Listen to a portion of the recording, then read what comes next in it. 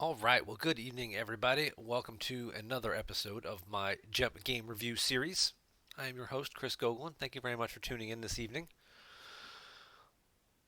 We got a few things we can talk about tonight. Obviously, it's been an interesting week so far in the Star Wars CCG universe. Let's start with the February OCS event that just finished up uh, 24 hours ago. Our first of 6 months have been completed, and our top two players that qualified Brian Fred and Bastion Winklehouse here. No surprise there. Both these guys are qualified last year. Bastion's been qualified every year. Brian may have too. Um, I forget just offhand. Some certainly close calls, honorable mentions here to Chris Kelly, Justin Desai, Nick Reich, Matt Wadden, Joe Olson, Chris Hull, Joker King with the 10-2 month, and then a bunch of other 9-3s, 8-4s, and so on and so forth. Shame on these four guys who didn't play any games. Couldn't find time to play one Star Wars game. Nah, it's okay. We appreciate your donation. Thank you for signing up, even though you weren't able to play. I don't have any information about the foils just yet, but everyone who played 12 games will get 2 copies of the February foil.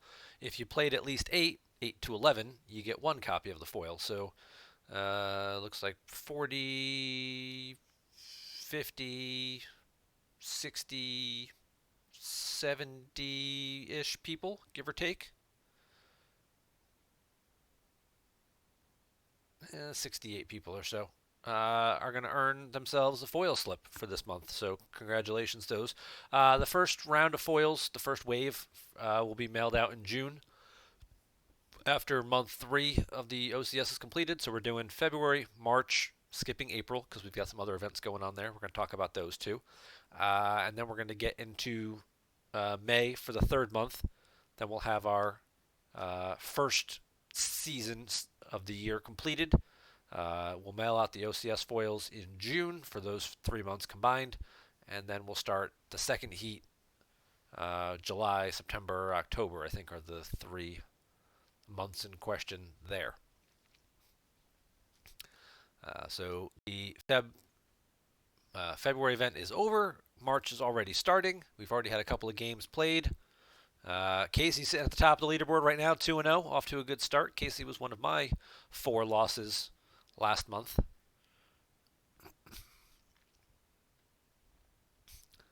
So good to see him off to a good start there. Jared off to a 1-2 start. Sure, not the way he wanted to start off this month, but taking 2 losses this early. But still, only a handful of games have been played, and plenty of people still left to get their 12 games in. I do want to take a peek and see if we got anything going on here. I saw Endor Death Star 2. I got excited, but it's sealed. We got some OCS. There's a table up right now. Premier Reflections 2 series going on. But the other big upcoming event I did want to take a minute and talk about because that's going to segue into. Hopefully, I was trying to find some Premier to Death Star 2 games would be going on. Apparently, there's been a big push in those lately, especially since this. Where is it? There's the sealed one. Do we not have the league created yet? Oh, Retro event right there at the top. Coming up here, April 1st is the big event. There's already about 40 people or so signed up for it. It is constructed as Premier to Death Star 2. That's the Worlds 2000 format, basically. If you are not one of these people and you want to sign up to play, which is awesome because looking at some of these names, a lot of these names are not the familiar faces that we see playing in every tournament. Some of them are, of course, but then there's a handful of guys here who, this is their first event, or they haven't played an event in a while, or sporadically just playing things, maybe a random league here or there. So to see them excited to come back and play in a competitive format, we definitely like that. All the information for said league can be found here. You got to sign up for it. We're going to call it Retro 21, huh? All right, so here's all the information that Jared put together for it. Jared's the lead organizer of the event. Thanks to him for stepping up to put this together. Here's how it's going to work. 10 games, OCS format. Top 8 cut to match play. So certainly going 9-1 guarantees at least a play-in for the match stage. So if there's more than 8 people who are 9-1, certainly possible depending on the number of people who sign up. You'd have to get like 100 people to sign up, but have that many guys be 9-1 or better, I would think. Although I guess not, because it's not a true uh, like Swiss tournament where you'd have to worry about that. You could have a bunch of guys who just sort of each play some of the, if a couple people go 0-12, so they've got multiple losses to some of the top guys in an OCS style format. I guess that would certainly be possible. So, excuse me, little little congested today. But yeah, so you got 10 players, 10 games, cut to a top 8, and then do a little match play after that. You've got 40 days to get your games in, April 1st through May 10th.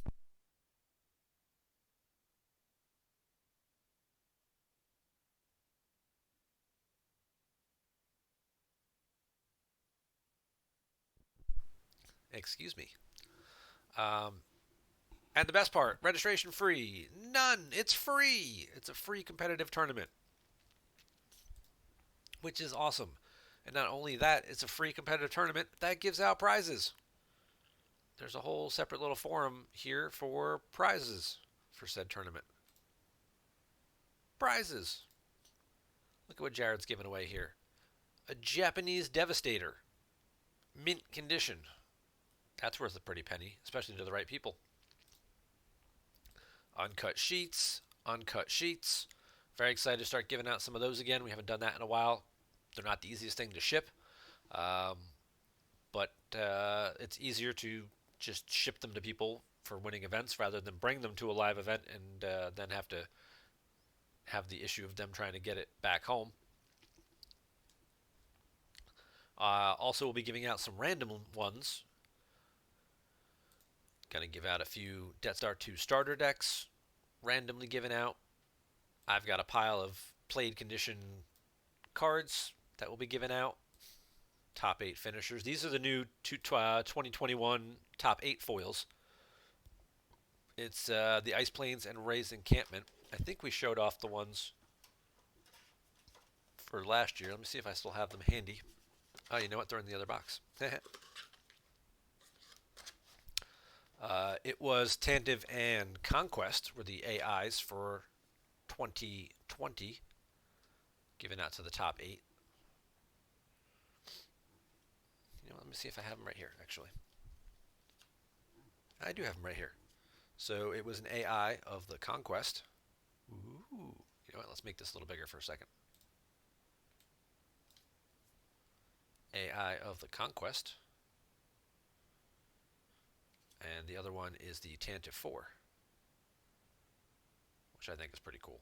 Alternate image of the Tantive 4.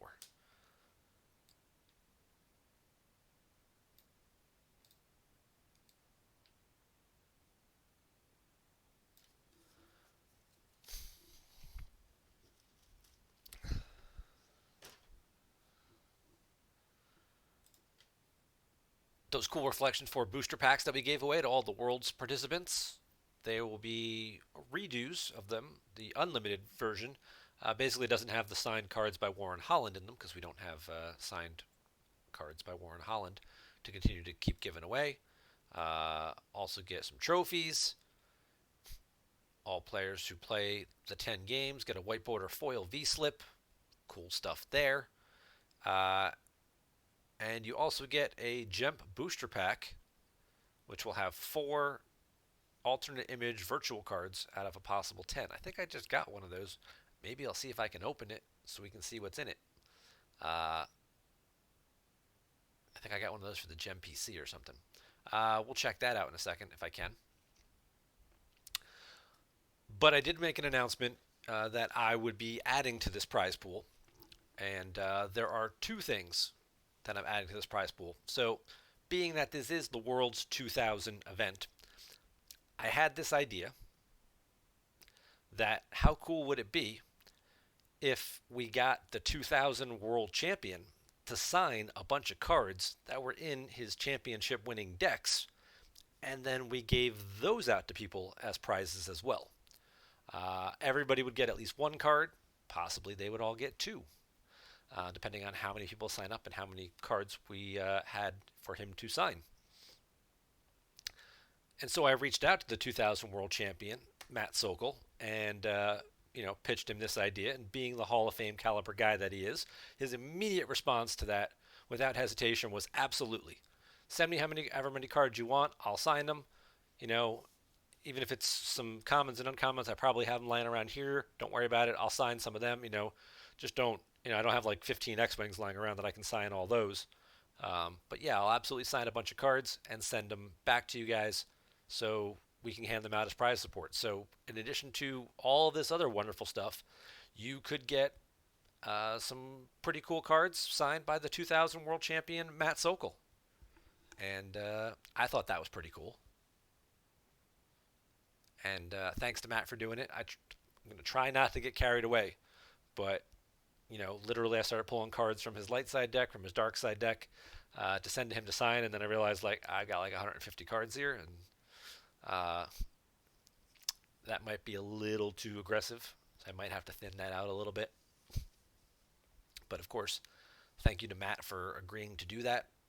Very much, very excited about that, and hopefully some of the players will be excited to get some cards signed by Matt as well. But let's see if we got any games going on here that we can watch. We got Premier to Reflections 2. That's an interesting format. It's almost quite the Death Star, just a little bit further beyond the Death Star 2 format. So, Reflection, you've got, in addition to that, you would have had Tatooine and then Reflections 2, I think, before Coruscant came out. So, hunt down Throne Room. Hey, shocker. Hopefully we can get a game here to watch with like the OCS or something. Somebody picks that game up maybe. Or maybe we get a Premiere to Death Star 2. Hey, someone put a table up. Maybe we can get that game to check out and watch. Maybe it was one of you guys in the chat threw up a table, hoping to pick up some action. Oh, and just like that, they took it down. They heard us talking about it. They're like, oh no, don't pick my game. I don't want to be on stream. So, of course, I mentioned the cards that we're going to send to Matt Sokol to get him to sign. And we've been very excited about the number of players who are coming back to the game specifically for this event, or they only play on GEMP and they only play Premier to Death Star 2 format. Hey, Space Lug. Whoever you are, thank you for putting a table up or getting a table up. So in addition to the 2000 world champion Matt Sokol going to sign some cards, I had this idea last night that wouldn't it also be cool if we got Matt's opponent in that final to sign some cards for us. It's a guy who hasn't been a part of our community since the Decipher era ended. Star Wars ended. He kind of hung around for a few months after that, a year after that. Got himself inducted into the Decipher Hall of Fame in 2002. And then kind of transitioned into Decipher's next big gaming product, which was the Lord of the Rings TCG. Played that for a number of years with his Team Canada buddies. But when I reached out to Yannick Lapointe last night at 11 o'clock at night and said, hey, I just had this idea. We're running this tournament and it's going to be online and it'd be really cool to give out some cards signed by you as prizes. Is that something you'd be interested in? Within 5 minutes, I already had a response back from him saying, absolutely, what do you need me to do? So, big shout out to Yannick. I'll be mailing some cards to Canada for Yannick to sign that we can also give out as prizes. Great guy, obviously. Decipher Hall of Famer. Hall of Famers, we stick together. Yannick was like, what's it going to cost for me to ship this stuff back to you? And I was like, I don't know, 10, 15 bucks. He's like, well, I'll happily reimburse you for it. And he said, how about instead of that, you just send me 10 or $15 worth of Star Wars cards that I can keep. Maybe some new stuff that I don't have. And it's like, you still have stuff? maybe you should play in this tournament. Uh, so I'm going to be working on that this week to see if we can get Yannick to actually play, because that would be pretty cool too. Uh, but you know, just the fact that I can send him some stuff, and get him to sign some cards. 2000 world finalist, world runner-up, however he wants to sign it. I think is pretty cool. Yannick signed a lot of stuff for a lot of people back in the day, and certainly a big part of the origin of this game and that first wave, Team Canada, first world champion Raphael Asselin, Yannick, one of the first, DPC Montreal champ, world finalist 2000, perennial qualifier contender, which was not easy in his region given he had the first world champion and Dominic Deck Tech Gaudreau, also in his region. Amazing card player as well, multi-time world finalist in Dom. So, uh, yeah, that was just an exciting turn of events there. So, oh, thank you, Jared. I'm glad you like my ideas.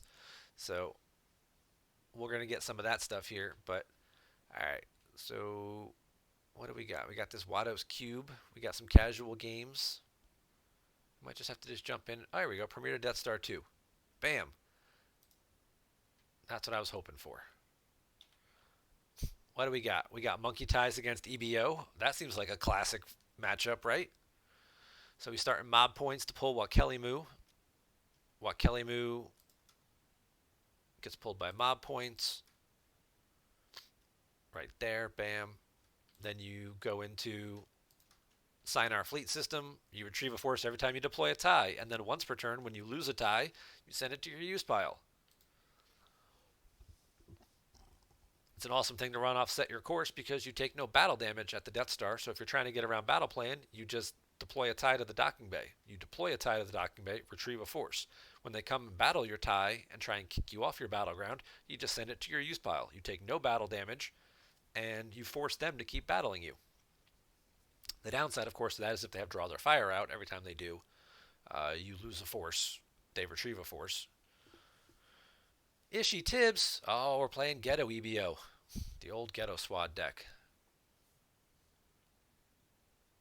There you go. Another player get B Fred to sign. I tell B Fred, that's actually how I found Yannick as quickly as I did on Facebook because I typed his name in and it said, you have one mutual friend. There was like 7 Yannick Lapoints. And it was like, you have one mutual friend, Brian Fred. And I'm like, well, that's got to be him, right? That's got to be his profile. So I clicked on that one and then started looking through the photos. And I was like, yep, that's absolutely Yannick.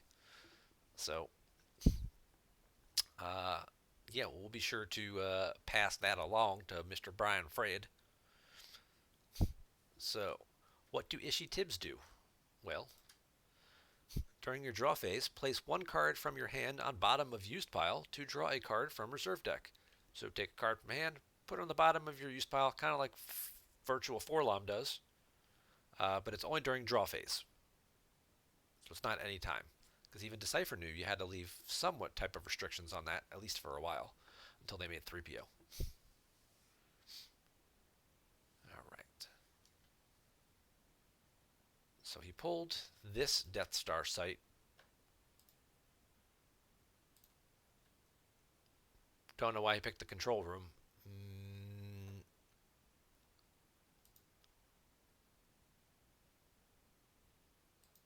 Maybe because he wanted to, in case he plays Rescue the Princess, wanted to convert their site. Wanted an extra force icon, but didn't want to give up 2 icons for the war room. Interesting.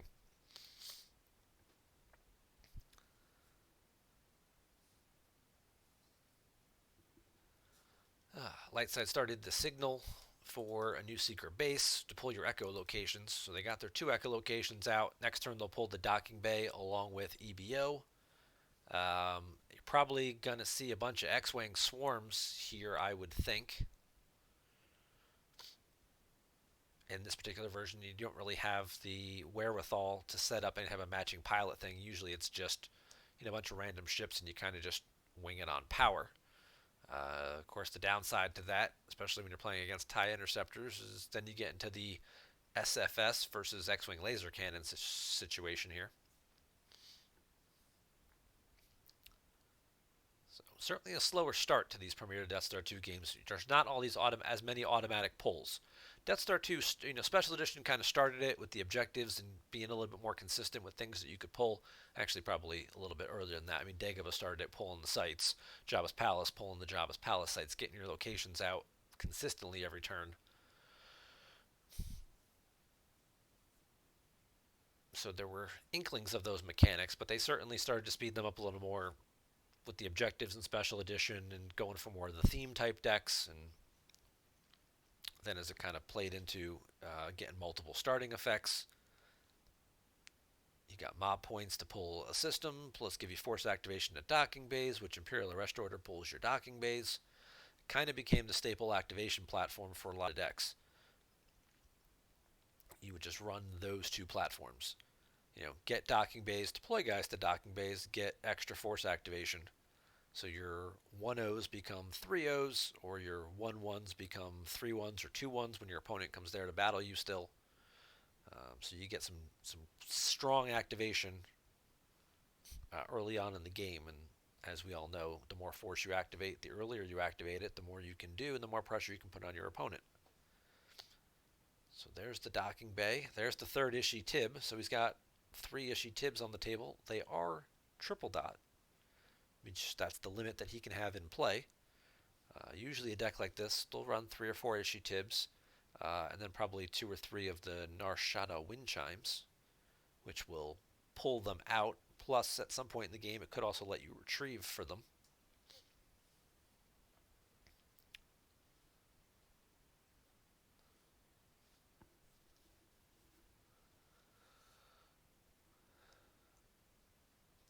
Help you absorb, get back some of that early damage.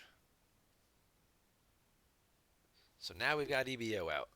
And what does EBO do, you might ask? Well, your systems, you deploy -1, you drain +2, and your total power is +3 in battles. So now, yeah, you can quite easily outpower some stuff. There's certainly a few variations of this. We have the generic X-Wings, where it's just deploy a bunch of stuff real cheap.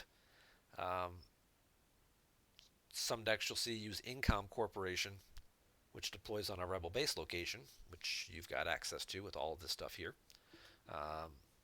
Even decks that'll just run the Hoth docking bay with Insurrection, put the docking bay out, and then put Incom Corp on it. So there was a TIG deck that was pretty strong with that, where you just stood up a bunch of speeders to the all over the ground and beat everybody up because you had great power. So Incom Corp replaces those generic Ability 1 permanent pilots with generic Ability 2 permanent pilots that add an extra 1 to power. So your Power 3 X-Wings become Power 4 X-Wings with Ability 2. So now you only need 2 of them together to draw Battle Destiny. 2 X-Wings, Power 4 each. Power 8 plus 3 from EBO gives you Power 11. And if you get S-Foils out, you can lock your S-Foils and make them Power plus 2 more. So now they're Power 6 apiece. You can organize the attack to give them plus 1 more power, make them completely immune to attrition, so now they're Power 7 apiece. Deploy cheap, Power 7, drop 4 or 5 of them, beat the crap out of somebody. It's kind of a good way to clear a space package, pretty good. Certainly some cannons will help with that. Shoot 1 or 2 guys down. We already saw Space Slug Masterful move to get his Gick. Also a pretty important staple in decks like this. And without a automatic grabber on the table, could potentially be a card you get to play 2 or 3 times.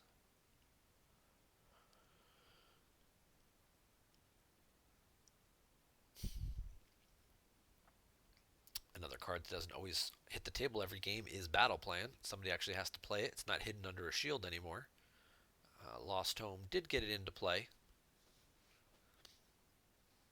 And Space Slug will have to pay 3 for that drain of 2 at Endor now.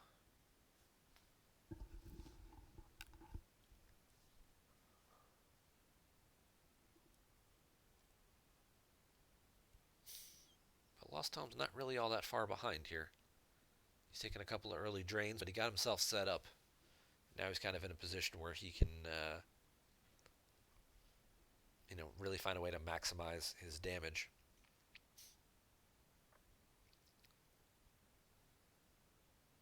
There goes our shot of wind chimes. This is what I was talking about earlier. Search your reserve deck, take a non-unique alien into hand. Nice used Destiny 5. Get your SC Tibbs out, and then once per game, target one non-unique character on table. Draw Destiny. If it's less than X, retrieve X Force, where X is the number of copies of that card you have on table. So you've got 3 Ishi Tibbs out. Just have to draw less than 3. And we pitched a Bosch from hand as well. You just have to draw less than 3, which is fairly easy to do because a lot of your ships are Destiny 2.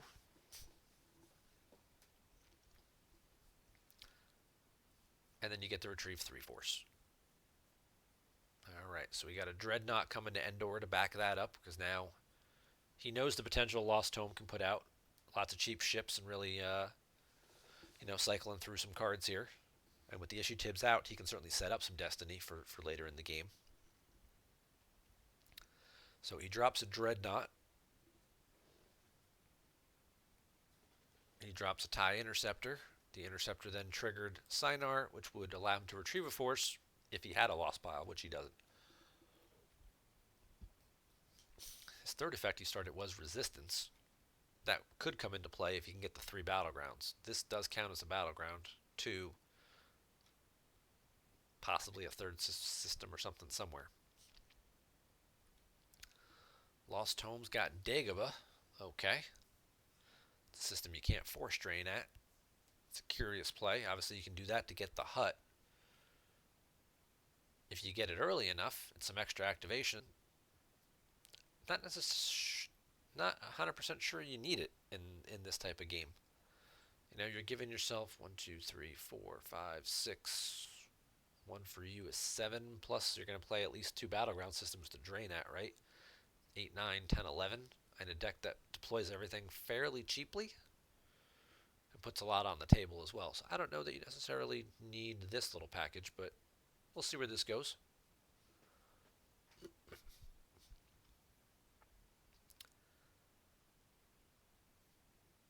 Darkside also has a bunch of defensive interrupts like Heavy Fire Zone and stuff like that let them deploy weapons from reserve deck. Maybe this isn't just a traditional EBO type game.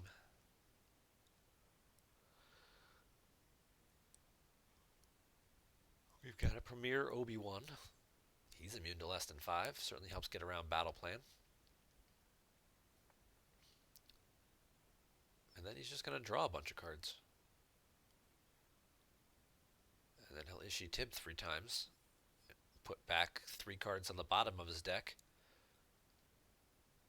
Good way to cycle back some high destiny interrupts. These guys have any cool keywords that you could trigger? No, they don't. They're not gamblers or anything cool like that where you could, put a couple cards together on the bottom of your deck and then set up like Sabak of some kind.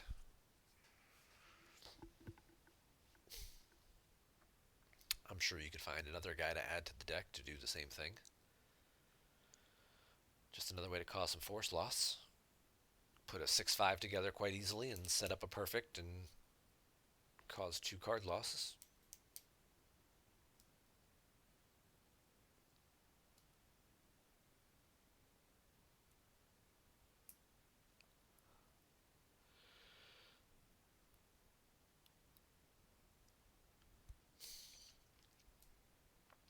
Space Slug will continue his drain of 2 each turn over there at Endor. Lost Home drew big too. He just kept on drawing. He's got an Arcona. Okay. Transmission terminated.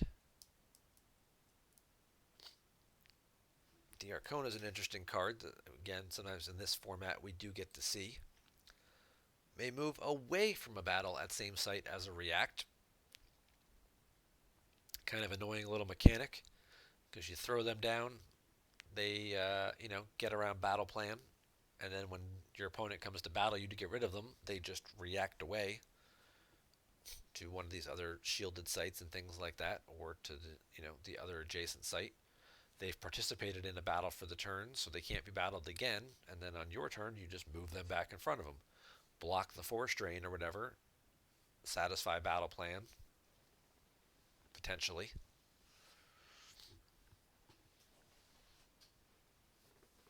and force your opponents to keep battling you.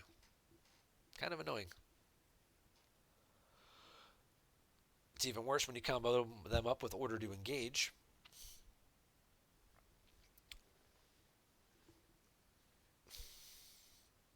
Order to Engage says if both players have presence at a location at the end of the battle phase and a battle did not take place at that location, uh, Dark Side loses 2 force or 3 force. I think it's 3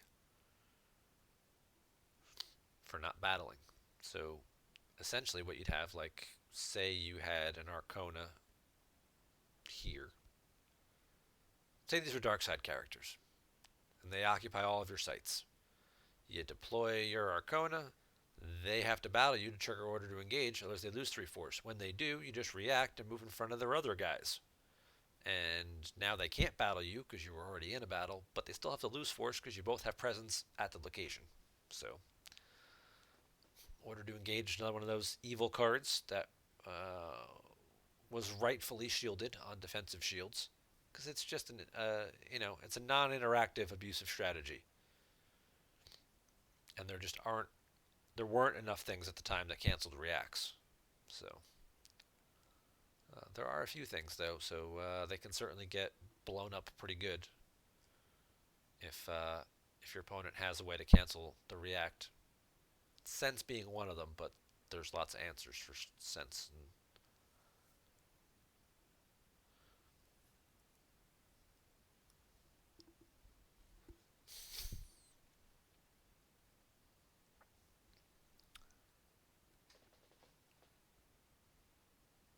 All right,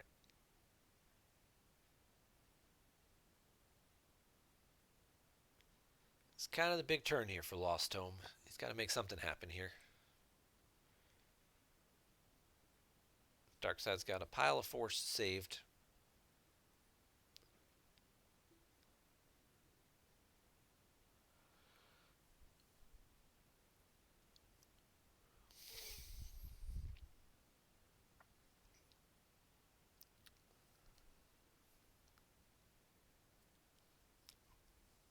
Now, the other benefit to Space Slug being piled up here at the Endor system is that to move or deploy requires +1 force there. So that does kind of stack things up a little bit. So he only activates 7 of his possible 17. He's going to drop a Lando and Falcon with a Landing Claw. There's another interesting light side card. Light side has a lot more of the interesting cards in this section of the game. It's all about tricks and gimmicks and those kinds of things. So Landing Claw will let Lando and Falcon attach to this Dreadnought. So while you're attached, you can't be attacked, can't be battled, um, and you block their force drain.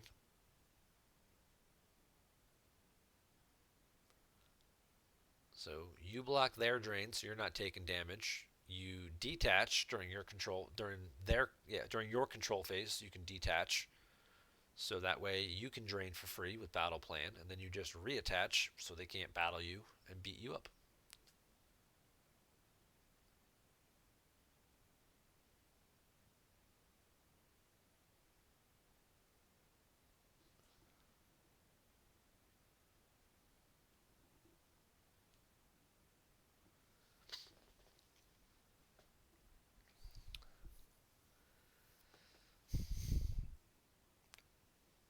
I think one of the things when you come back to this Premiere to Death Star 2 format after playing a lot of the later formats is, you certainly realize how much the game got cleaned up by defensive shield and some of these other things. There's plenty of players out there who don't like them. We've seen this discussion on the forums recently this week as well. Players who considered this to be, where the true deck building challenge and skills all came in, and I'll give them that. It certainly was challenging to come up with creative ways to out, outplay your opponent, out cheese your opponent, if you will. Um, but there are certainly plenty of degenerate strategies that you have to spend so much of your deck doing all these, filling it with all these card slots to stop these negative interactions. If I need two or three counters for reacts or two to three cancelers for order to engage and that kind of stuff, frozen assets and beggar and draw their fire and you know all these weird intensive card combos. It's like, yeah, they just create a situation where there's nothing you can do about it unless you happen to have at that right moment that one card in your hand. And you can be ahead on life force by a bajillion. It can be like 35 to 5 and your opponent's like, there's the one card little combo lock that I needed and there's nothing for you to do. You just lose now. Like, well, this isn't fair. I spent 40 minutes kicking the crap out of you and now I lose because you just spent the whole game just drawing up a dream hand.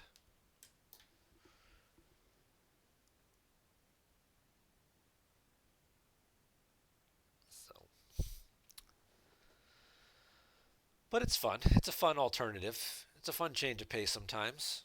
It certainly lets you use cards that you haven't seen in a number of years, and you know,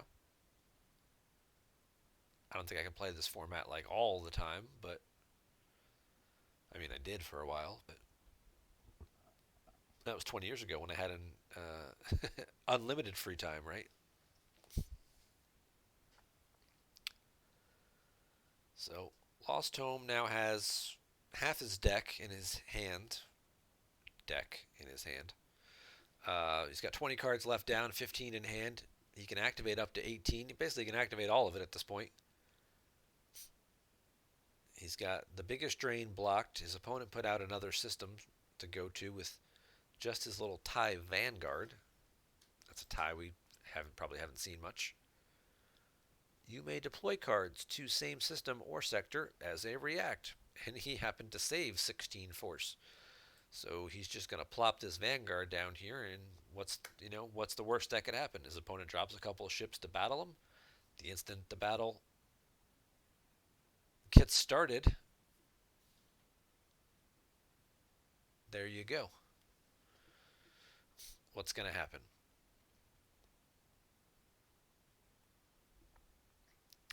Oh, Lost Home's apologizing, so I guess he may or may not be participating in the chat right now or watching the stream or just realizes that I am streaming. So yeah, 16-4 saved. Vanguard. You can react, deploy a couple ties or whatever like that, so that's certainly a concern. Obviously, Lightside can drain with Obi-Wan for 2. Maybe he'll get hit with one of the dark side degenerate cards like Lost. Always thinking with your stomach, right? Maybe we'll see an ice storm. Probably not, but something you could certainly see being a thing. Oh, he rushed it. He messed it up. Maybe he'll be nice and ask for a revert. So instead of detaching his Lando and Falcon so he would get around his own battle plan, he just paid 3 to drain for 2. Oops. Kids, don't do that. Detach your landing claw ship, drain for free, and then reattach your landing clawed ship.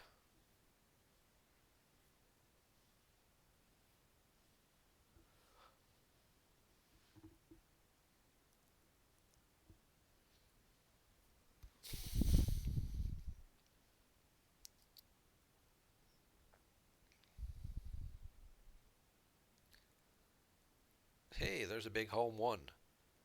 Alright, so we're not going with the X-Wing version. Looks like we're going with some big ships. We've got a home 1. We've got an Admiral Akbar. What does he do? Capital ships deploy -1 to same system. Once per game, take 1 Mon Calamari character, or an Admiral's Order into hand from reserve deck. So he adds 3 to power, makes this thing power 12, and your capital ships deploy -1. With EBO out, they also deploy -1, so capitals would deploy -2 there. He does use a force and drop bigs for 1. There's that dreaded order to engage. At the end of each opponent's battle phase, if a battle did not take place at every location where both players have presence at the end of that phase, opponent loses 3 force. So if he decides not to battle here and just move some people over, he's going to have to lose 3 force for that.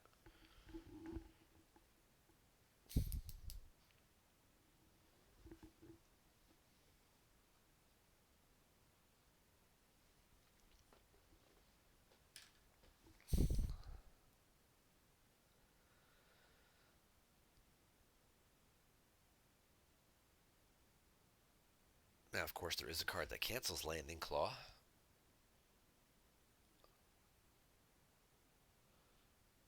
There's actually 2 cards that cancel Landing Claw. One of them's a character, one of them's an interrupt. Alright. So Space Slug's got 30 force here, and he just checked his destiny to see what that 1 card remaining is. 10 cards in hand, 30 force active. Going up against Akbar and Biggs. He's going to start with the Dreadnought. It's going to get barriered.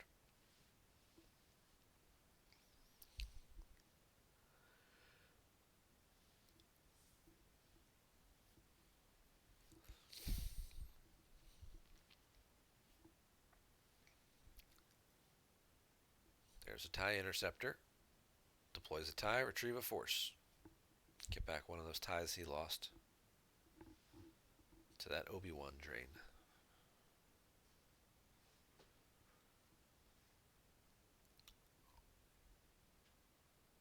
I feel like that's definitely something in this era too. Usually there's a lot less battling. If there is a battle, usually they're big battles. But for the most part, there's a lot of just sort of moving and jockeying around for position. So it's just retrieve 1 force each time you deploy a tie. That's not the once per turn part. Once per turn part is you forfeit the tie, or if you lose the tie, it gets moved out of the lost pile to the used pile. Because it's just lost. So it has to go to the lost pile first. And then it gets moved to the used pile.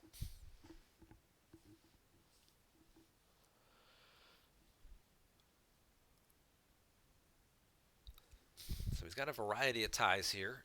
Perhaps protecting against Grimtosh. You don't want to load up too much on the non-unique stuff. Unless you have something to protect it like Yarna.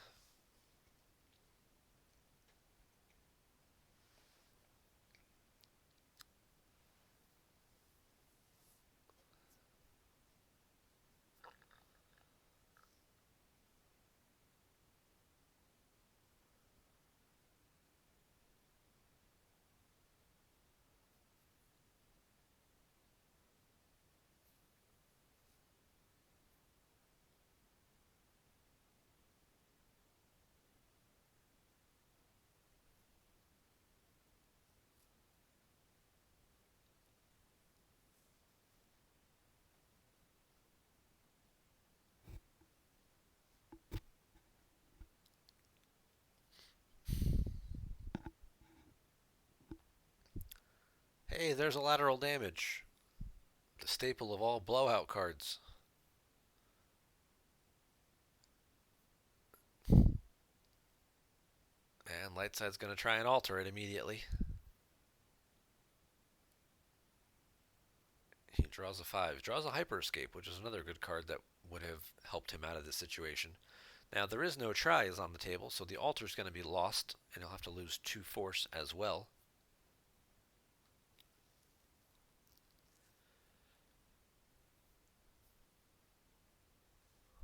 There goes a Luke Jedi Knight and a projection of a Skywalker. Bring Him Before Me is a fairly popular dark side deck, so Having at least a Luke in your deck is usually a good idea.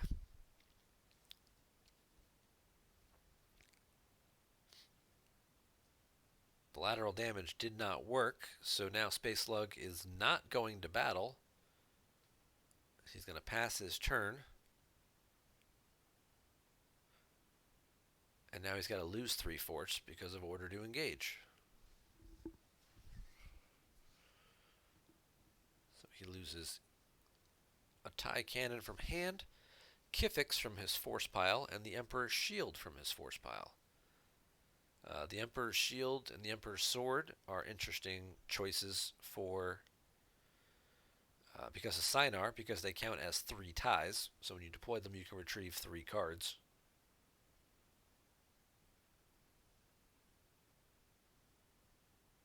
And then if you happen to get into a battle with them and then can then forfeit them to the used pile, you can kind of, again, keep the loop going and, again, kind of just drag drag the game out a little bit. It's going to be interesting to see what either player has that can actually speed this game along. Because, right now we're looking at a drain blocked. They're both kind of sitting in front of each other here, but they're both kind of a little hesitant to battle. Obi's draining for 2, which Darkseid just deploys a tie or 2 and retrieves those cards right back.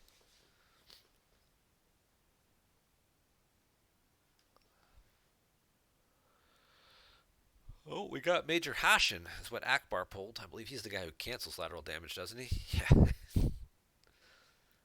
Adds 2 to power when piloting a Star Cruiser, adds 1 to hyperspeed armor, and cancels lateral damage targeting a starship at same system.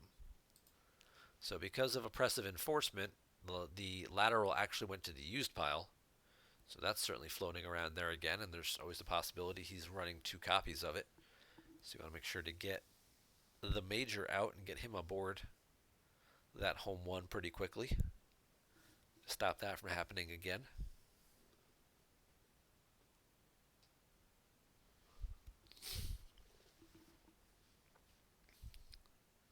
I don't know. You guys watching, what's your favorite Premier Death Star 2 deck to play with?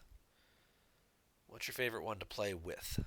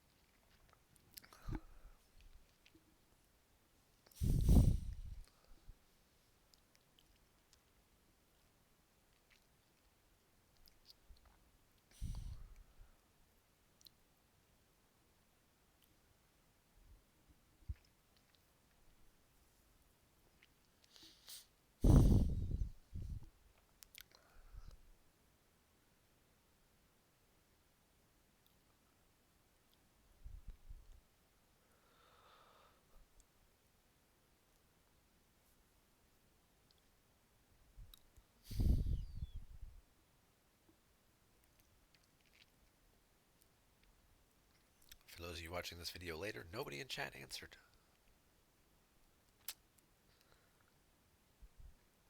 Well, that sucks. Alright, so we got a drain of 2. There goes a Meragic, who's good for getting systems out. You can pull him with Admiral Piet to create that little bit of a pull chain. Imp command for Piet. Piet once per game gets Meragic. Meragic, when he's at a Scomp Link, once per turn gets you systems.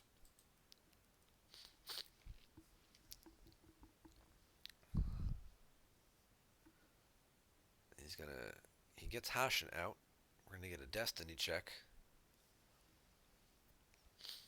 You're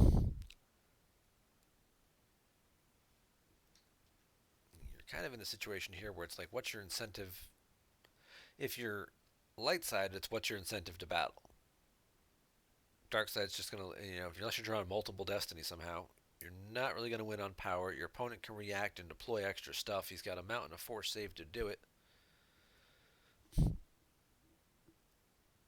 And a good number of this stuff, these guys all forfeit for like 3. So if you can, set up a decent destiny, you can kill two ships. One of them's just going to go to the used pile, though.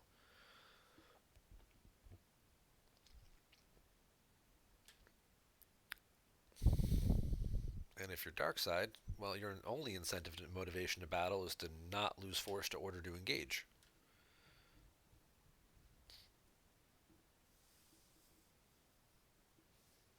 So,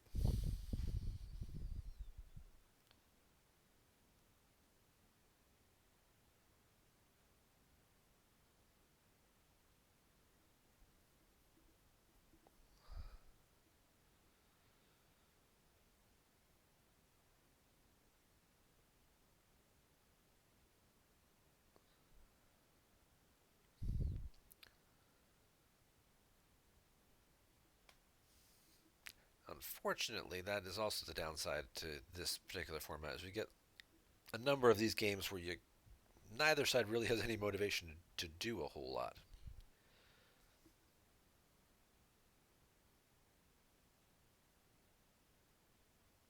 and you get into these very long, grindy games.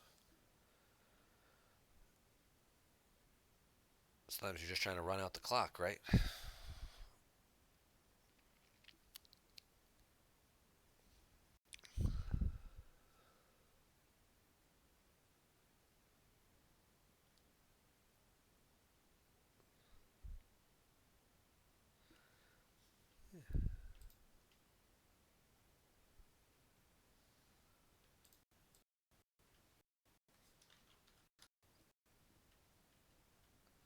See if there's any other games going on in the GEMP lobby that might just be a little more interactive. I feel like we're both, we're sitting here, we're waiting for like that big turn, waiting to see what happens. Hey, there's Monarch. He's playing four. All right, now we'll get to see everything that's in Lost Home's hand here, and all the duplicates will go to the lost pile. So maybe I spoke too soon. Maybe things are about to get a little bit more interesting. Although, not 100% sure why he did this now, because his opponent could have kept drawing and could have drawn more cards. So, we've got a sense, three senses. They're going to be lost as duplicates. A Rebel Barrier, a Hujix, a Luke's Lightsaber, it could be worse, Obi, Kifix, Narshada Wind Chimes, the Independence, and Wedge Rogue Squadron Leader. So because he had no reserve deck left, because he tibbed up his lost card or so, his last card or so, uh, he wasn't able to play the sense to cancel the Monarch, and therefore lost three senses.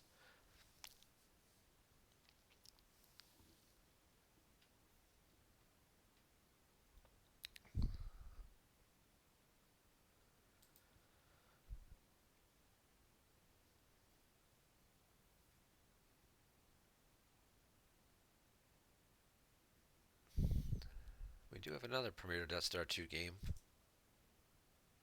Hunt Down versus Tig.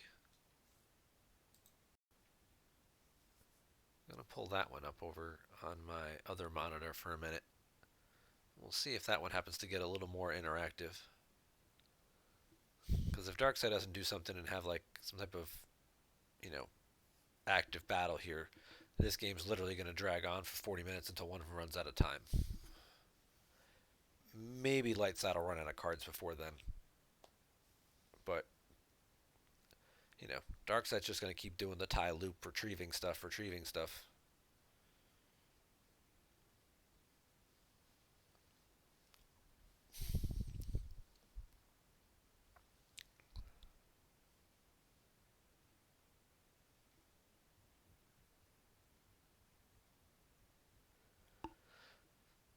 So Space Lug played all power to weapons. He's losing a force and losing short range fighters to take up the three ties from his reserve deck. He takes two tie interceptors into hand from his reserve deck. He could have played the short range fighters and just gotten one of those two ties. And then saved the all power for something else. But he's just going to retrieve the cards he lost anyway, so maybe he just wants to put some stuff back in his deck. Lightside here has a pile of force with this home one. So maybe somebody will actually do something here. Hey, we got a battle. There's an all power to weapons. Since we know he got rid of all the senses in his hand, he can't cancel it now. So all of those ties are now power plus 2 and immune to attrition. The Dreadnought is not, though. He draws Dengar and Punishing One as his lone battle destiny, but he's still ahead on by 20 power.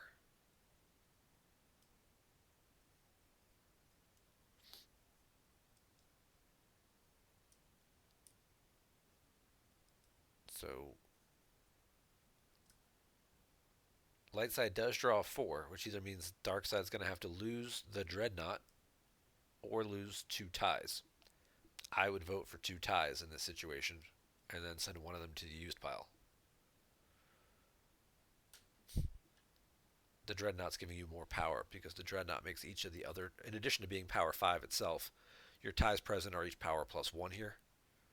So he makes all these other guys one bigger, so he's adding 5 to himself plus another 4 to 5 more.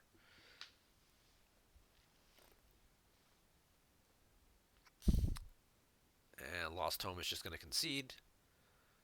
Obviously, not happy with his board position or really where his deck is going. So, thanks, guys, for playing, and good luck in any of your future Premier Death Star 2 games.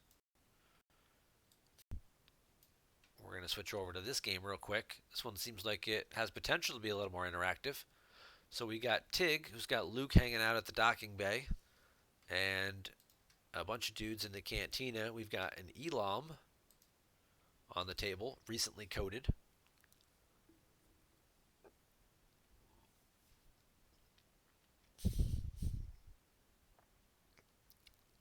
Who can do some stuff at with plastoid armor at mobile locations.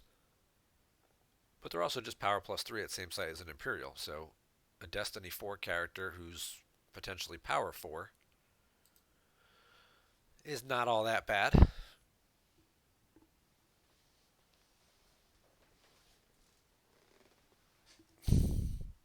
Taking on a hunt down deck here that has the Emperor and Janus camped out at the Death Star docking bay, being a mobile site that can't get hit with projection. Uh, Janus adds 1 to the force drains, and once per turn you can cycle a card. Luke docking bay transits over. That's going to force him to be captured. And now anytime he's with an Imperial, the Imperial will capture him. Darkside gets to choose which of these 2 guys will take him as a captive, as an escort rather.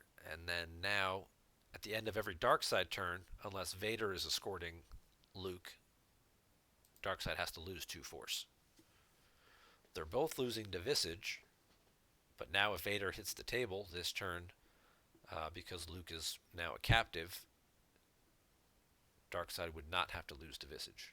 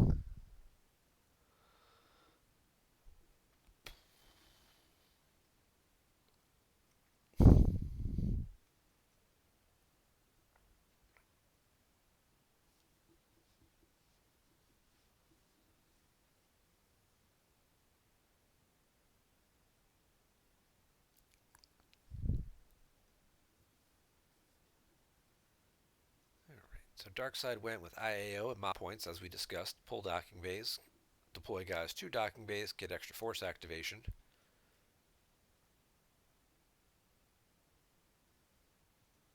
Mobile docking bays can't get hit with projection, like we were saying. Oh, there's the never tell me the odds. It's the other advantage of these Elams and Wedge is that they're all, Destiny 4. Luke's a Jedi. He's Destiny 6. So, gotta be careful and never tell me the odds in TIG, though. Because if your opponent is ever suspicious of where it might be and they can find a way to trigger it to pop, they could always take Luke off the table, make him a captive, he doesn't count, and then, take your score down a little bit and then possibly, hit you. Now, I will say inherently dark side characters tend to have, other than the Emperor, most of the characters you'll see in dark side decks are lower destiny. Light side decks do have a fair amount of these non-unique aliens and stuff like that that are higher destiny numbers that we'll see play.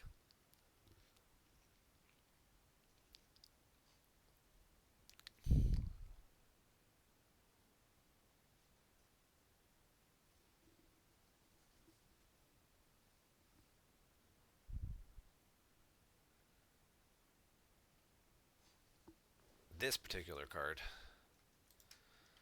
this is the one that is the bane of dark side decks in this format. Honor of the Jedi. Unless opponent occupies 3 battlegrounds, each time you must lose force, except from your own card, battle damage, or a force drain at a battleground, you can reduce the loss by 2. Immune to alter while you occupy any battleground.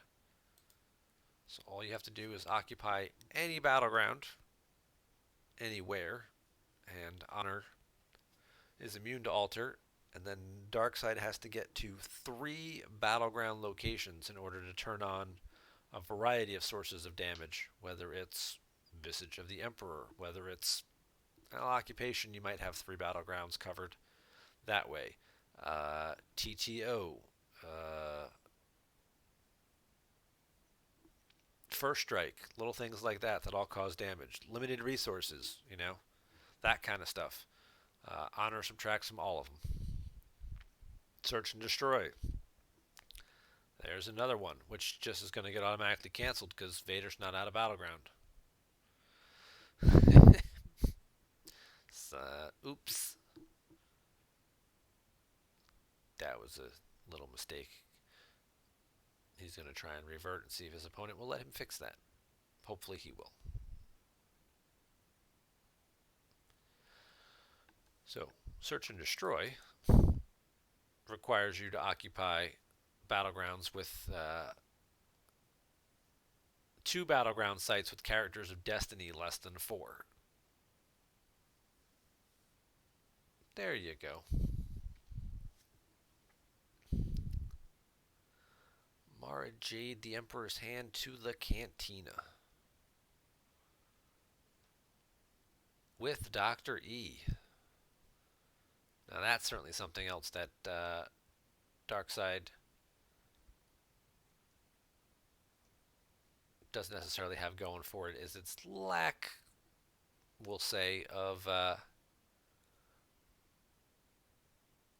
characters who draw destiny by themselves. So, alright, there comes the Search and Destroy.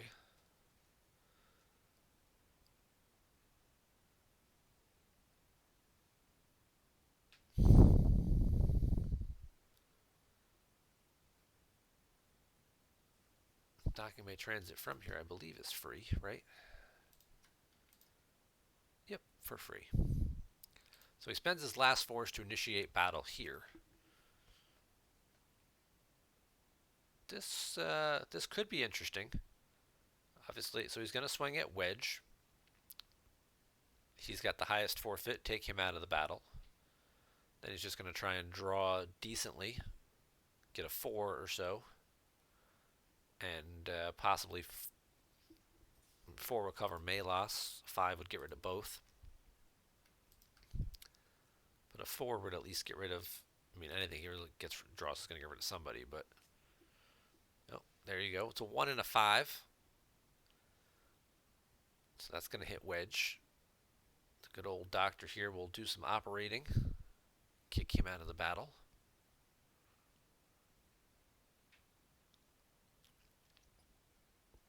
Only cuts 2 power, but it does cut his biggest forfeit.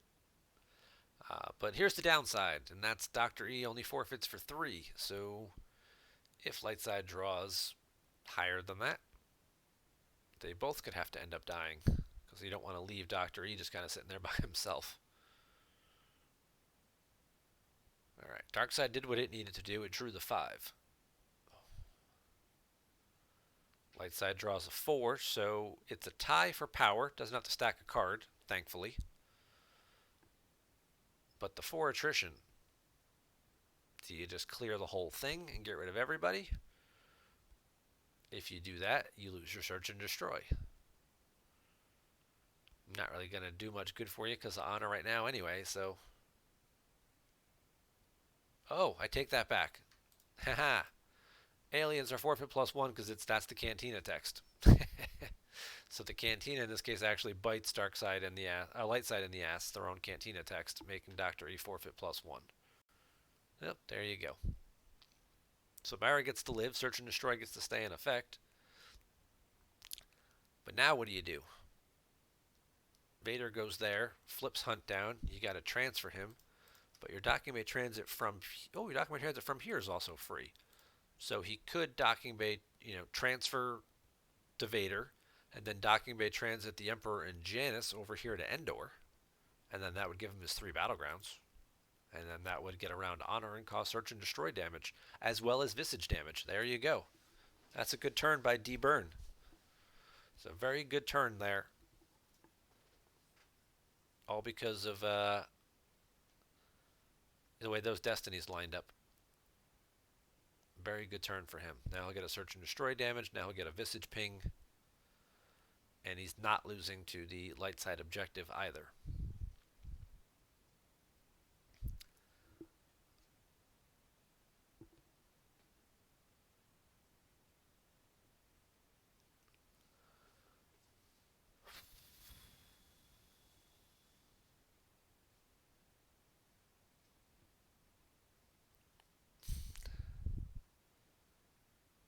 All right, well, we've gotten a little over an hour here already.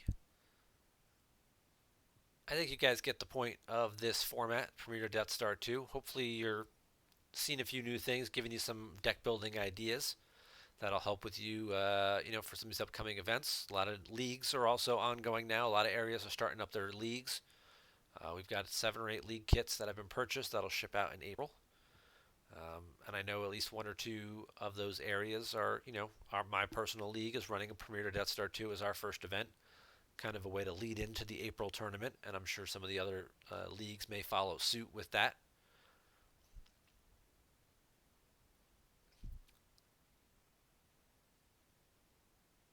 But right now, Jamulka's in a pretty bad spot here.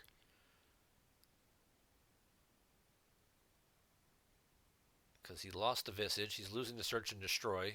That's each turn. That's 2 damage on each series of turns, because this is each draw phase. Every draw phase. Every draw phase he loses for Search and Destroy. Every draw phase he loses for Visage. So he's losing 2 cards per turn. He doesn't have Battle Order out, so there's nothing to stop him, force him to pay to drain. So Vader's draining for 2. Mara's draining for 3. The Emperor and Janice are draining for 1. 3, 4, 5, 6, 7, 8, 9, 10. Game's pretty much going to be over in about 2 turns at this point. Unless light side, by the time light side, if they drew up something pretty big, they're going to be in a lot of trouble there. We see him pitching some Elams and undercovers. I believe Plastoid armor makes your characters spies, so you could put them undercover afterwards. But like I said, you kind of guys get a feel for the format and some of the different varieties and different play styles of decks in this environment. Hopefully you'll sign up for the upcoming event. Obviously, the more the merrier. Always, we appreciate having lots of players. You've got the March OCS underway. Still time to sign up. You can get the season pass for $50, all remaining 5 months. Or you can pay $10 a piece and play in each month as you go. Still time to sign up for either of those to get into the tournament.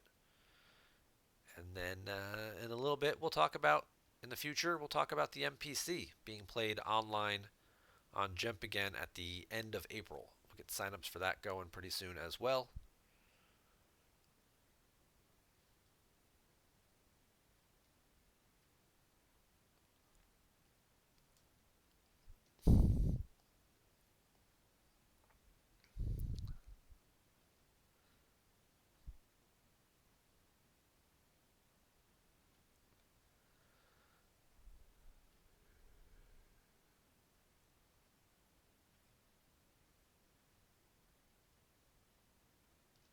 But yeah, we're gonna wrap the show up here.